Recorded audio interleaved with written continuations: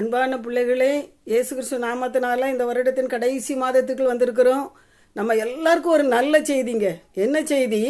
இன்று கர்த்தராகிய கிறிஸ்து என்னும் இரட்சகர் உங்களுக்கு தாவீதின் ஊரிலே பிறந்திருக்கிறார். எல்லா ஜனத்துக்கும் மகிழ்ச்சி உண்டாக. கிறிஸ்தவர்களுக்கு மாத்திரமல்ல, இயேசு கிறிஸ்து இந்த பூமியிலே உள்ள 800 கோடி மக்களுக்கும் ஒரு தெய்வமாக இரட்சகராக வந்து பிறந்திருக்கிறார். ஏன் அவர் வந்து பிறக்கணும்? பரலோகத்தில் நல்ல சந்தோஷமா பிதாவின் மடியில் தூதருடைய பாட்டு ஓசையில் சந்தோஷமா இருந்திருக்கலாமே. உங்களை என்னை இழக்க விரும்பலைங்க. இன்னைக்கு இயேசு கிறிஸ்து மட்டும் இந்த பூமிக்கு வரலன்னு வச்சுக்கிடுங்களேன். நம்ம 500 வருஷம் இந்த பூமியில் வாழ்ந்தாலும் மறிக்கும் போது நம்முடைய நிலைமை ரொம்ப பரிதாபம்.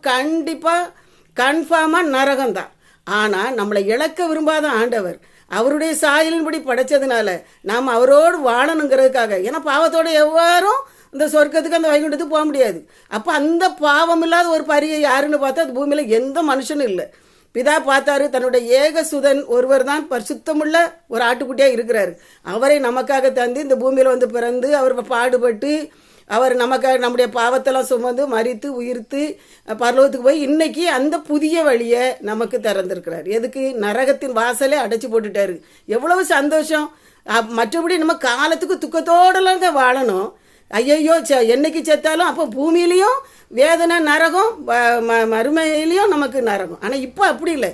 இயேசு கிறிஸ்து வந்ததுனால இந்த பூமியில் எத்தனை வேதனை இருந்தால் என்னங்க, வந்தது பனி போல மாறும். மரித்த பிறகு நமக்கு ஒரு அருமையான ஒரு வாழ்வு வச்சிருக்கிறார். அதுக்காகத்தான் உங்களை என்னையும் வாழ வைக்க முன் செல்லும் தெய்வமாக முன்னணியில் கடத்தப்பட்டிருக்கிறார். முந்தி நம்மிடத்தில் அன்பு கூர்ந்து வந்திருக்கிறார். அவர் ஏற்றுக்கொள்வோம். 10ல் ஒரு பண்டிகையாக கொண்டாட வேண்டாம். உலக மனுஷன் கொண்டாடுற மாதிரி இந்த பண்டிகை கிடையாது.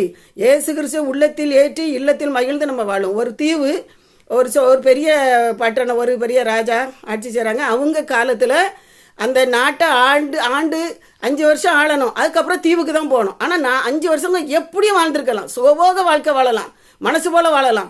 எல்லாரும் முன் வர மாட்டாங்க. ஏன்னா 5 வருஷம் முடிஞ்ச பிறகு சாவதான் போகணும் அந்த தீவுக்கு.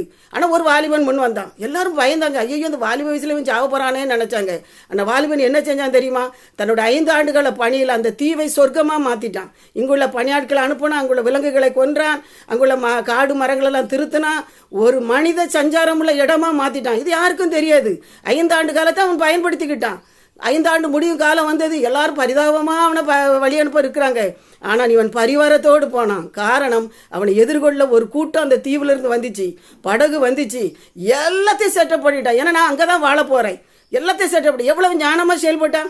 நீங்களும் நானும் பரிதாபமாய் வாழ பிறந்தவர்கள் அல்ல, மறிக்க பிறந்தவர்கள் அல்ல. இயேசு கிறிஸ்து நமக்காக எல்லாம் செட் பண்ணி வச்சுட்டார் பரலோகத்தை. அவரை ஏற்றுக்கொள்வோம். அவர் உள்ளத்தில் ஏற்றி இல்லத்தில் மகிழ்வோம். சரியா? God bless you.